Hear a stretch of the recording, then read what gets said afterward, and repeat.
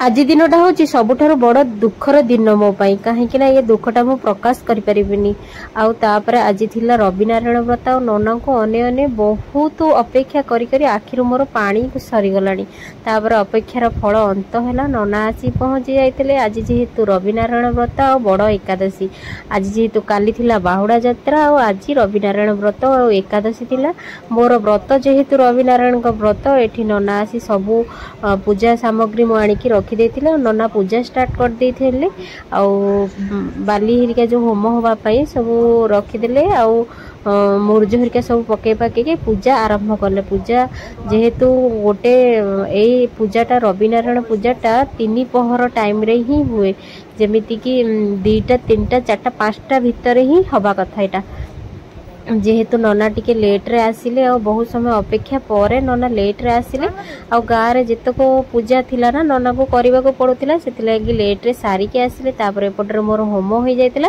Home सरला परे मोर जेहेतु पूजा समापन हो सारा पर मुझे आसिक से व्रत बांधी जोटा 7 गंठी देकी जो व्रत तैयारी करथिली से व्रतटा को बांधी जेहेतु व्रतटा गोटे हाथ में बांधुची सेमिति बांधी हो पारनी फिर भी कष्ट मष्टे बांधा को चेष्टा कली और बांधी देइथिली। तापर बांधी सारा पर भोग जो गुड़ा सब अच्छी से भोग को कटाकटी करिकी ताकू भोग सब सजाड़ी देवी कहीं भोग टिके कटाकटी करिकिना फल फल जितक सब थिला 7-8 प्रकार फल थिला ताकू सब कटाकटी कर सारा पर चकुड़ा चकुड़ी करिकिना बेसी चकुड़ी बिनी माने नॉर्मल सेमती खाली टिके ये करिकिना गोलेकी आम साई रे जितक लोक अच्छा आम साई माने पड़ोसी तांको भोग टिके प्रसाद दे आसबि। जेहेतु मु एकाटिया आम साई भितर मु एकाटिया ही व्रत करुच्ची प्रसाद टिके तो दबाई पड़ो से सब प्रसाद दे देथिली। आ बाकी प्रसाद जहाँ थिला मु खाइतिली आ बेसी किछि आधरे खाआंतिनी रविनारायण व्रत रे केवल फल खाइकी ही रुहंती मु एतिकी जानिछि।